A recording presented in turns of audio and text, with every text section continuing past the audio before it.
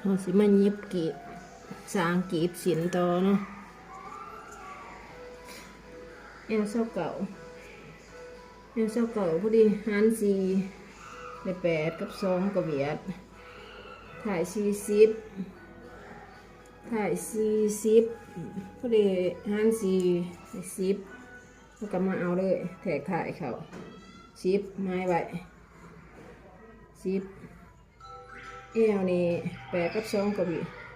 เอวนี่เศร้าเก่าได้อยู่หันสี่ได้7กับ2กับเวียดบอกผิดไปหารออกมาได้7กับ2กับเวียด7กับ2กับเวียดอยู่นี่เฮาได้ตัวจริง7กับ2กับเวียดเฮามาบวกเพิ่มแอลต้องบวกทุกเทื่อบวกกับเบิ่งตัวจริงว่าถ่ายมันใหญ่มันหน่อยมันเหลืออะไรสำไรเฮาก็เฮ็ดตามความถนัดของเฮานี่มันสมมติว่ามันเขาเอาบวก1 นิ้วเพิ่มไปผู้ที่8 2กับเวียดวางถ่ายกันยังเหลือได้อยู่ก็บ่เป็นหยังเอากะเอา1 นิ้วด้วยว่าเขาสิเอา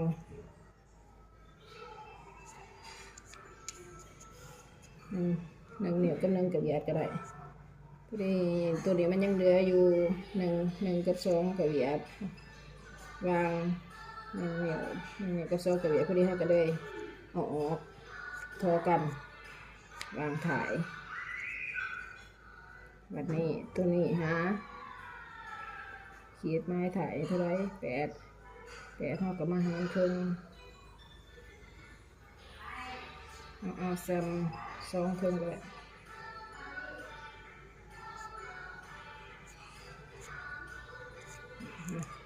พอดีห่อออกมามันก็จริงพอดีวางนี่ถือจุด8แล้วก็มาออกเลย4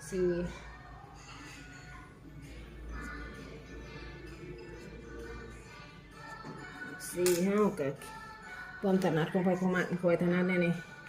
ก็ขีดลงเลยเสียนลงเลยก็พับเข่งเสียนลงเลยถนัด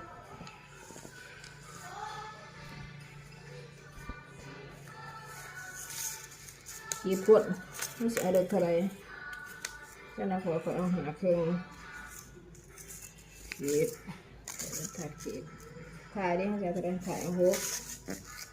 ขีดทองขอเอาหกแล้วก็ขีดด้วยแล้วก็มาใส่บรรทัด